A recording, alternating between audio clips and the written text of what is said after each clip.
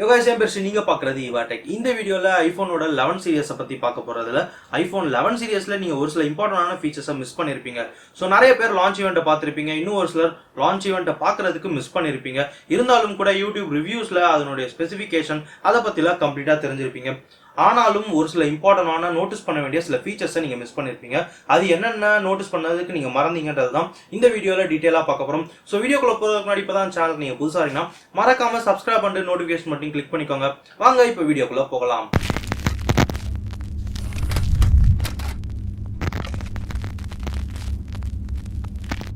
One of the lowest price phone in India அப்படி சொல்லலாமா?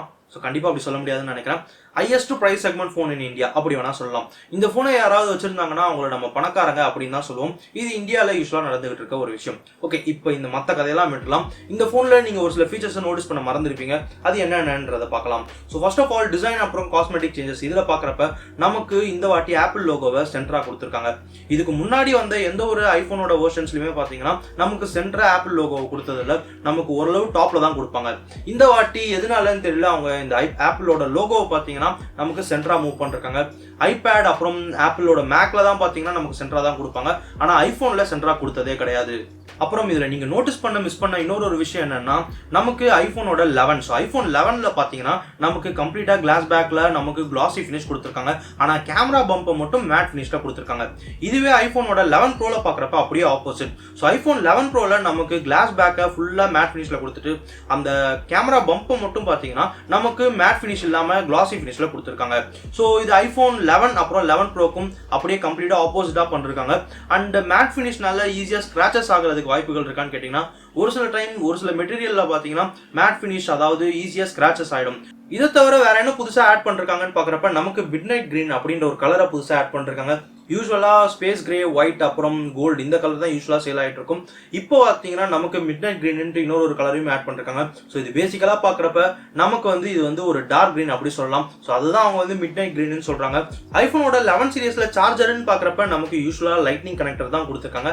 ஆனா டைப் சியும் கொடுத்துருக்காங்க. என்னடா சொல்ற, lightning connector and type C ரெண்டுமே கொடுத்துருக்காங்களா? ஸோ அப்படி கிடையாது. ஐபோனோட 11 ஸோ ஐபோன் 11ல பாக்குறப்ப நமக்கு டைப் ஏல இருந்து லைட்னிங் கனெக்டர் கொடுத்துருக்காங்க. இதுல வர சார்ஜர் 5 வாட் 1 ஆம்பியர் சார்ஜர். இதுவே ஐபோன் 11 ப்ரோல பாக்குறப்ப நமக்கு type C to lightning connector கொடுத்துருக்காங்க. ஸோ எதுக்காக இந்த டைப் சி டு லைட்னிங் கனெக்டர்னு பாக்குறப்ப இந்த வாட்டி நமக்கு ஃபாஸ்ட் சார்ஜரை பாக்ஸ்ல இன்க்ளூட் பண்ணிருக்காங்க. ஸோ இது ரொம்பவே நல்ல விஷயம் அப்படின்னு கூட சொல்லலாம். இதுக்கு முன்னாடி வந்த ஐபோனோட எக்ஸஸ் மேக்ஸ் இந்த சீரியஸ்லாம் நமக்கு ஃபாஸ்ட் சார்ஜர் கொடுத்தது இல்ல. நம்ம இண்டிவிஜுவலா வேணும்னா பர்ச்சேஸ் வெளியில தான் பர்ச்சேஸ் பண்ணணும். இந்த வாட்டி பாக்ஸ்ல இன்க்ளூட் பண்றது ரொம்பவே ஒரு நல்ல விஷயம்.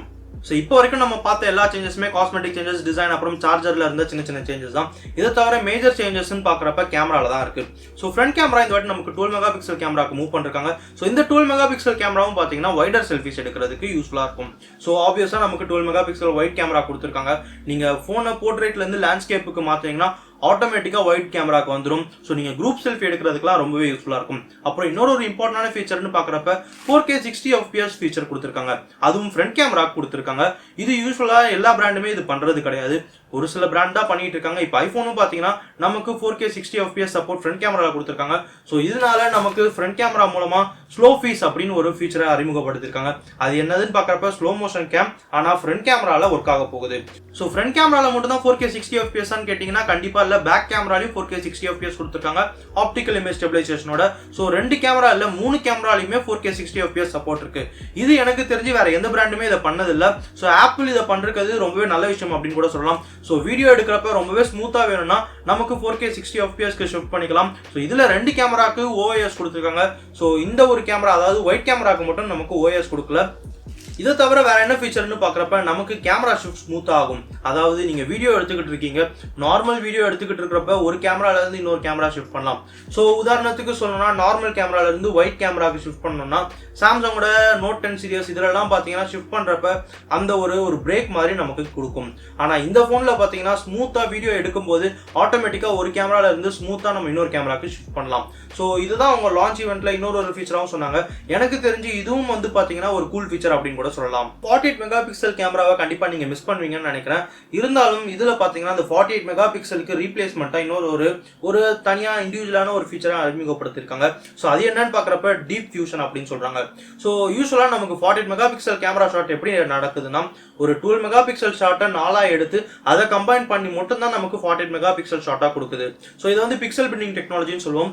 இதுவே தான் பார்த்தீங்கன்னா இந்த டியூப் ஃபியூஷன் அப்படின்ற ஒரு டெக்னாலஜிலையும் இன்ட்ரோடியூஸ் பண்ணிருக்காங்க.